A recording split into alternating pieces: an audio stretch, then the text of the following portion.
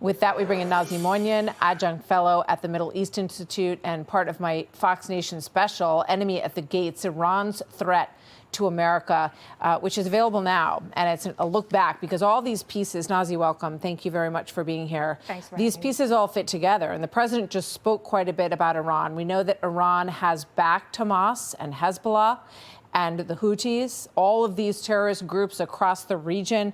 What is your reaction to this headline, the top line news here, that this proposal has been made? And now you hear Adam Boehler, who has a lot of experience negotiating this. He believes that Hamas is likely to go along with this plan. Well, first of all, thanks for having me back. I think it's a historic day, as you said so correctly. I didn't see this coming so fast. I knew that there was something that they were speaking about with Tony Blair. Kudos also to him, not only President Trump and Benjamin Netanyahu, but it's a historic day on many levels. Actually, I'd like to argue that since the presidency of Donald Trump, the 9 months have been a historic 9 months. But you know, this was the time to have some sort of a deal that was acceptable by all. And when they talk about it's a win-win situation, it's totally understandable and also foreseeable that the parties will walk away having saved face, having rescued the hostages, as many as are alive. We don't know, unfortunately. There are a few points that I just want to bring on. You know, it's wonderful that Hamas is being offered a deal. And we don't know if they're going to accept or not. That's why the president wasn't taking any questions. And amnesty is offered to Hamas, which is great. You know, they can lay down their arms and they can continue living peaceful lives. But I'm just wondering if there are factions in Hamas that will say no to this and will do whatever they can to create obstacles for this. And if they don't want to create obstacles, they will probably find refuge in a country like Qatar or another Gulf country that would welcome them and will reinvent themselves. So I'd love for the international community to have like an oversight committee that will be able to follow what these guys will do after this, because it's very, very possible that some of them will say no and will start to make trouble. And you know, we can just wait and see what the reaction is. But as for now, kudos to President Trump, kudos to President Netanyahu, to everyone who's involved, Steve Witkoff, Tony Blair, Jared Kushner. Thank you. It's the best Rosh Hashanah gift we could have had.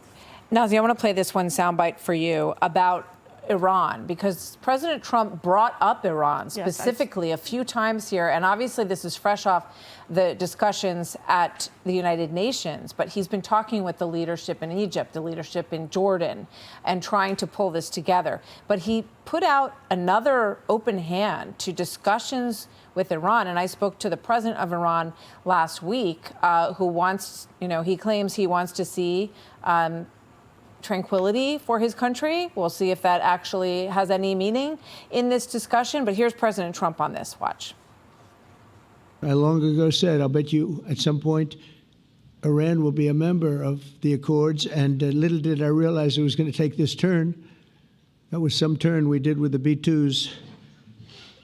But I think they might very well be there because it's a great thing for them economically. I mean, Iran's economy is in terrible, terrible shape. They have like 40% inflation, 30% poverty. No one even talks about about an economy existing in Iran. Could they join the Abraham Accords? As an Iranian, American Iranian, can you imagine that? I could absolutely imagine that. President Trump has also talked about the Cyrus Accords, named after Cyrus the Great, the legendary emperor of Iran.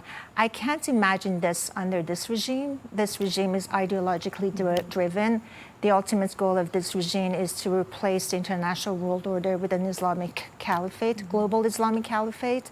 So as long as this regime is in power, that's kind of hard to see. Enmity towards the U.S. is the oxygen that the regime needs to empower itself, to crack down on its citizens. And, you know, it's very optimistic, and that's what's so great about American diplomacy. We go forward with positive thoughts, positive offers, but I doubt the cynical, paranoid Islamic regime will accept such an offer. So just crossing the Reuters wire is that Hamas says that they have not. Hamas official says the group has not yet received the written Gaza peace plan by Trump after the announcement on the plan. Your reaction to that headline? You know, we can't verify that, whether they have received it or not. They want to probably buy themselves time to be able to come up with a cogent answer.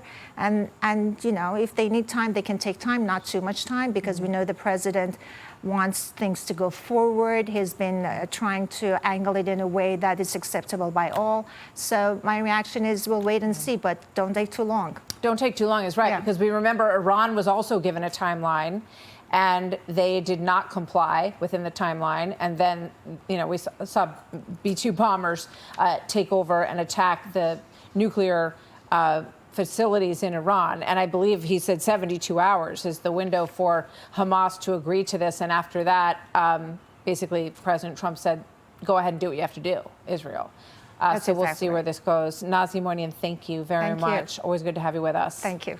Hey, Sean Hannity here. Hey, click here to subscribe to Fox News YouTube page and catch our hottest interviews and most compelling analysis. You will not get it anywhere else.